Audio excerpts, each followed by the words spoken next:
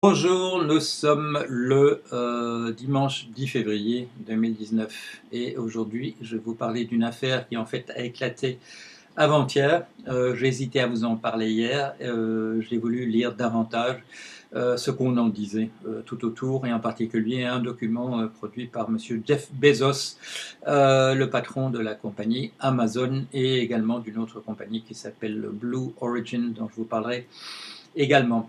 Et j'avais appelé ma bande-annonce, où je disais que j'en parlerai sans doute plus tard dans la journée hier ou aujourd'hui, j'avais appelé ça The Trump Organization versus Amazon.com Incorporated, l'organisation Trump contre la compagnie Amazon.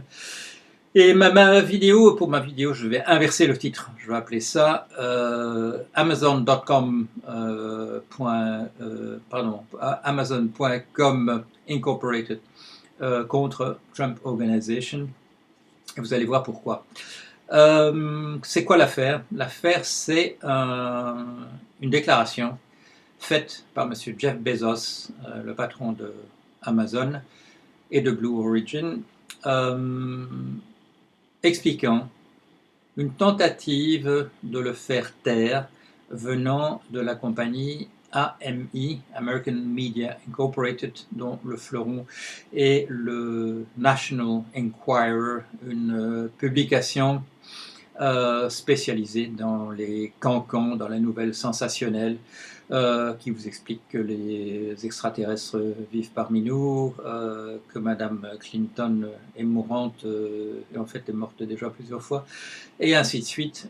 C'est vraiment la raclure de bidet de la presse. Et Monsieur Jeff Bezos a publié donc une lettre de 6 ou 7 pages dans laquelle il reproduit essentiellement des courriers qui lui ont été adressés par cette compagnie. Qu'est-ce qui s'est passé? Il s'est passé la chose suivante, c'est que dans la ligne de ce type de publication, National Enquirer a révélé une liaison que M. Jeff Bezos, patron de Amazon, avait avec une personnalité de la télévision, Madame Lauren Sanchez. La révélation avec des photos du type classique prises par des paparazzi, etc., a conduit Monsieur Bezos à annoncer qu'il rompait avec son épouse j'ai bon souvenir de 25 années, et qu'il allait poursuivre une relation avec Madame Lauren Sanchez. Qu'est-ce qui s'est passé ensuite? Ça aurait pu en rester là. Monsieur Bezos, qui est en fait l'homme le plus riche du monde, qui a la plus grosse maison à Washington, qui fait ce qu'il a envie de faire.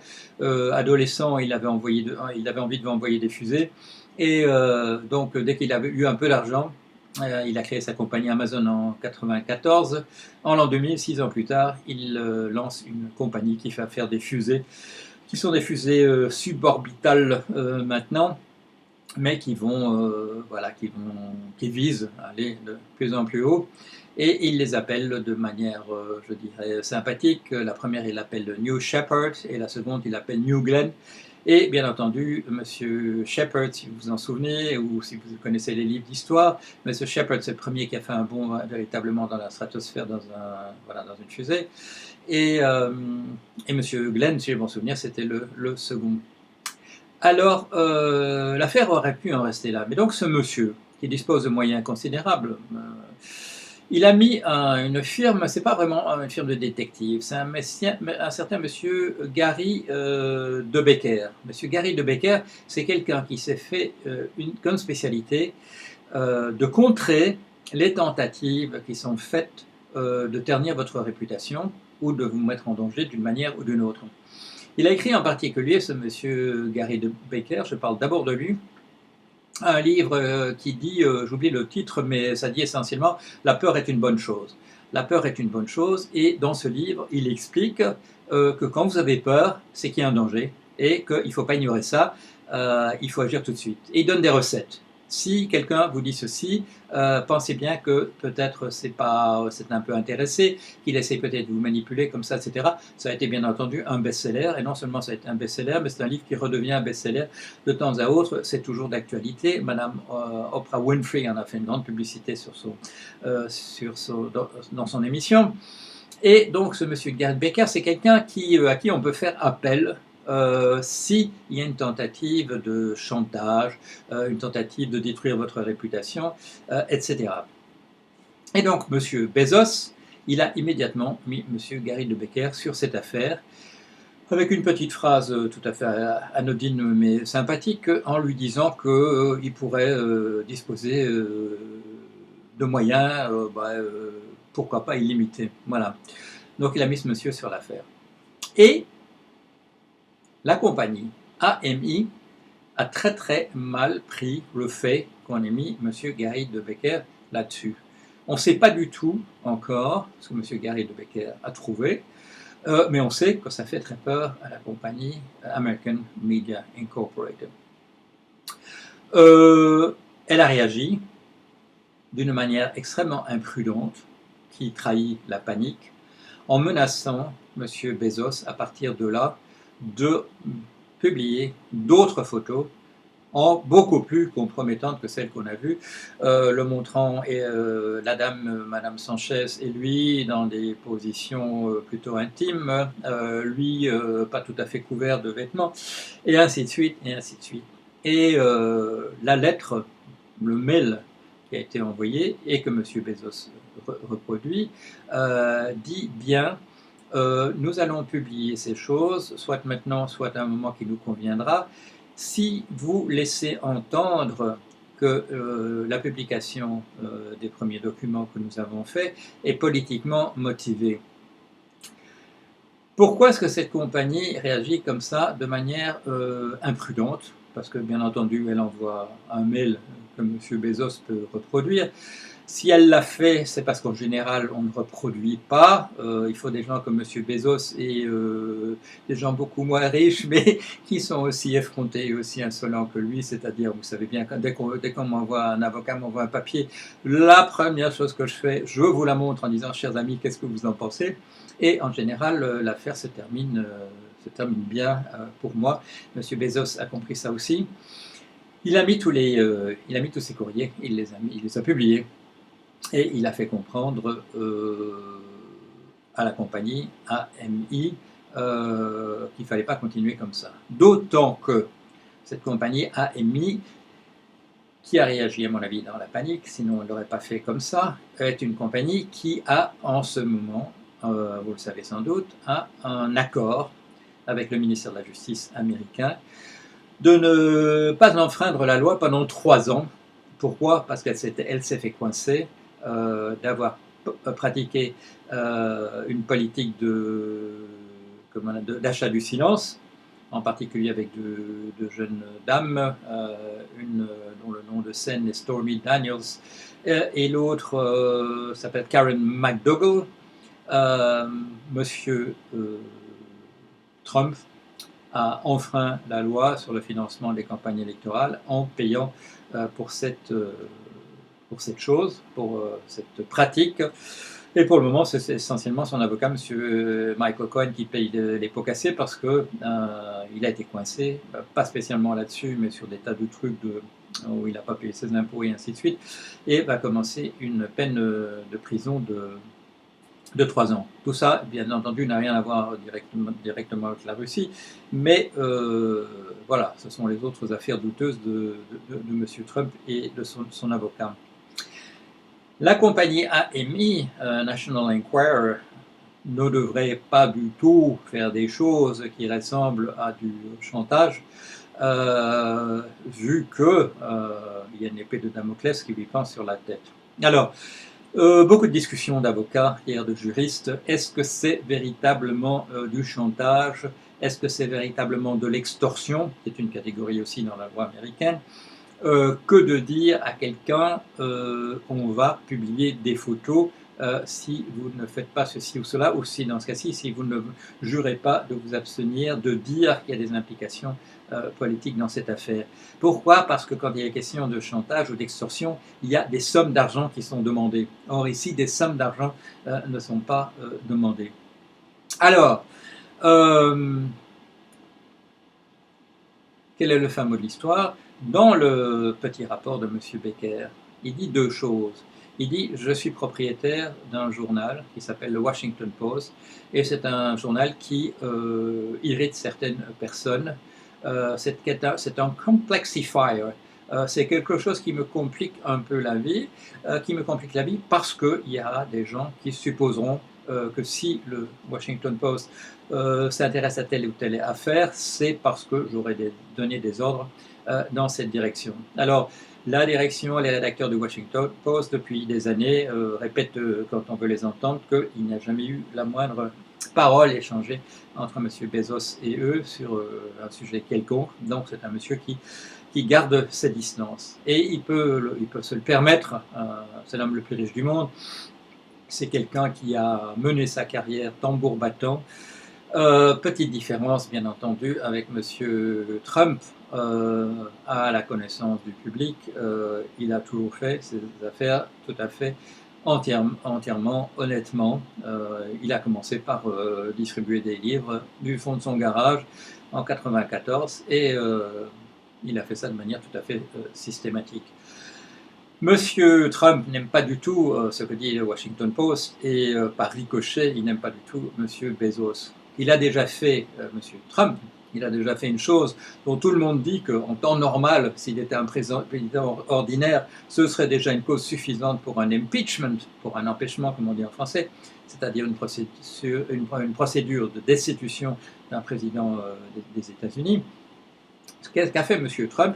Il a invité gentiment, il fait ça souvent, entre quatre yeux, le directeur de la Poste aux États-Unis, et il lui a demandé gentiment de doubler les timbres qu'il faut mettre sur les envois d'Amazon. Voilà. Alors ça c'est su, c'est pas tout à fait dans le style habituel américain, c'est pas vrai évidemment qu'on fait pas des saloperies, mais on les fait pas aussi ouvertement, Monsieur Trump, quand même.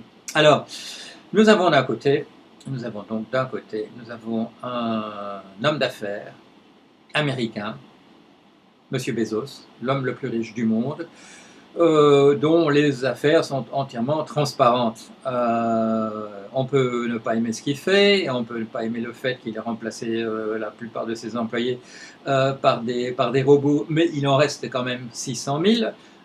C'est quelqu'un qui a mis une pratique, il avait d'abord été critiqué, mais il a répondu en mettant une pratique de salaire minimum dans son entreprise, ce qui n'est pas la loi, vous le savez sans doute, aux États-Unis. Il y a des lois par État, mais tous les États même n'en ont pas. Donc les compagnies peuvent décider d'une politique de salaire minimum.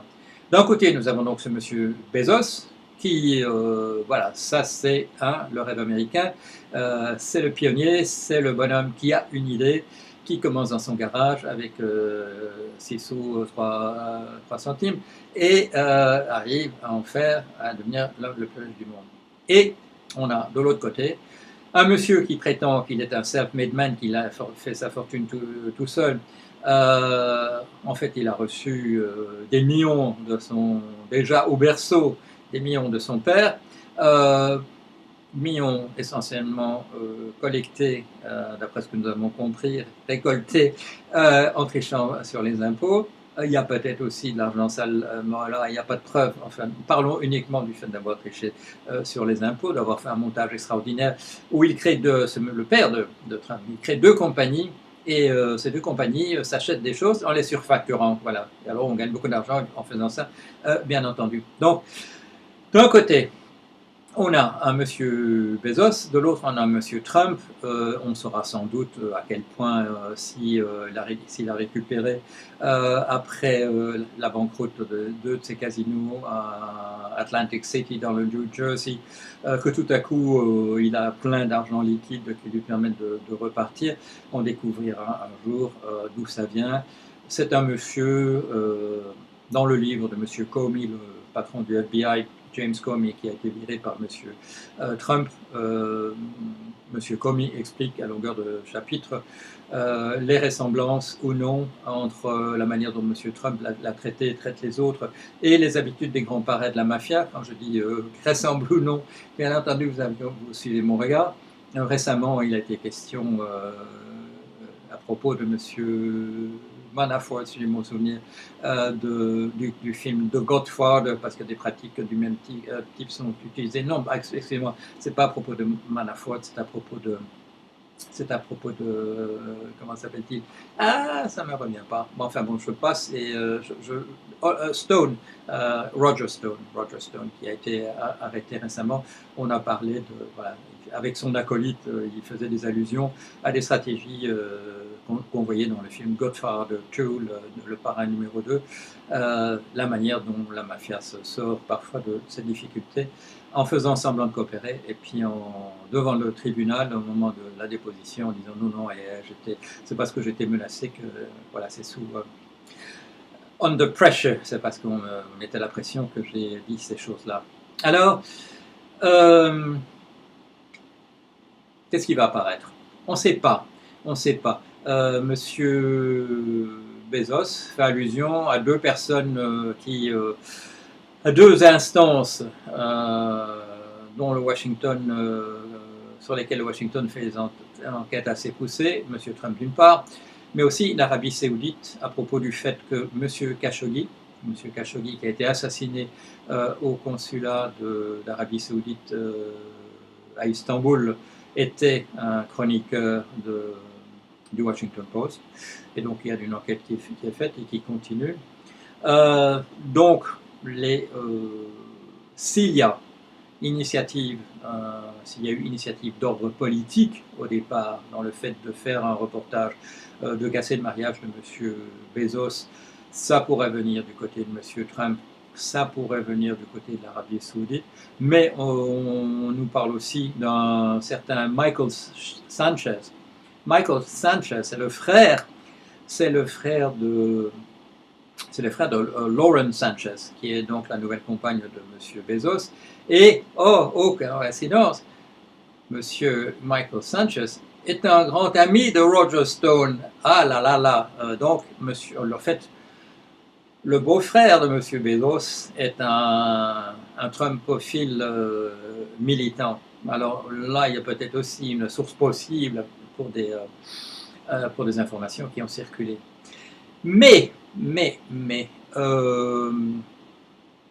Bezos a fait une remarque très intéressante. Il a dit la chose suivante dans son petit rapport, là, dans son petit blog. Si des gens dans ma position ne réagissent pas violemment contre des tentatives de chantage ou d'extorsion de ce type-là, qui est-ce qui pourra se permettre de le faire? Et ça, c'est une bonne remarque. Et aussitôt, M. Rowan Farrow, fils de Madame Mia Farrow, officiellement fils de Monsieur Woody Allen, mais comme il est le portrait de craché de Monsieur Frank Sinatra, il est possible que des choses se soient passées que nous ne pouvons pas deviner. Monsieur Farrow, Ronan Farrow, a immédiatement réagi en disant oui, ils ont essayé de faire la même chose à mon égard. Et d'autres encore, aussitôt, ont dit oui, mais j'étais pas. Voilà, ils ont fait pareil avec moi, mais je n'étais pas en position de résister. Monsieur Bezos, il a les moyens. Il est plus riche que le National Enquirer, il est plus riche que Monsieur Trump, il est plus riche sans doute que les deux réunis. Et surtout, il a pour lui le fait qu'il fait ses affaires honnêtement. En plus d'avoir une compagnie qui fait faire de l'exploration de l'espace et d'avoir Amazon, il est aussi le plus grand pourvoyeur en espace de cloud, de stockage d'informations dans les nuages. Il a un contrat déjà avec le ministère de je ne sais plus quoi aux États-Unis pour déjà des millions de dollars. Il y a un contrat probablement qui est dans les tuyaux avec le Pentagone sur des milliards de dollars pour stockage d'informations. Il va encore avoir des commandes qui lui viennent du gouvernement de ceci ou cela. Et il a déjà, pour son Blue Origin, pour sa compagnie spatiale, il vient de recevoir 500 millions du ministère de la Défense. Je crois que c'est de la US Air Force. Donc c'est un monsieur qui participe au rouage de l'État, mais pas simplement parce qu'il a pris le pouvoir comme apprenti dictateur, parce qu'il fait partie de ces gros hommes d'affaires qui travaillent avec les gouvernements. Une fois plus, ce n'est pas un exemple de Blue State, de Deep State, ce n'est pas une machination, tout ça se fait ouvertement, et il n'est pas nécessaire de ne pas le faire ouvertement. Je serais étonné que dans les accords entre M. Bezos et le gouvernement américain, qui est des pots de vin qui circulent, c'est pas dans le genre de ça. Mais par ailleurs, bien entendu, je serais étonné que M. Trump ait fait la moindre affaire à aucun moment de sa carrière sans qu'il y ait eu des pots de vin qui aient été distribués. On n'est pas dans la corruption d'un côté et on est en plein de l'autre.